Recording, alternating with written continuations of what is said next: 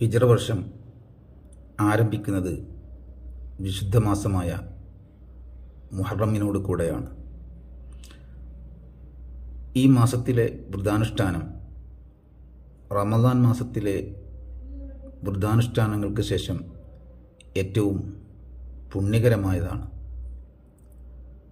നന്മകൾക്ക് ധാരാളം പ്രതിഫലം നൽകപ്പെടുന്ന മാസം കൂടിയാണ് മുഹറം. അതുകൊണ്ട് തന്നെ നന്മകൾ ധാരാളമായി അനുഷ്ഠിക്കാൻ വിശ്വാസികൾ സമയം കണ്ടെത്തുക.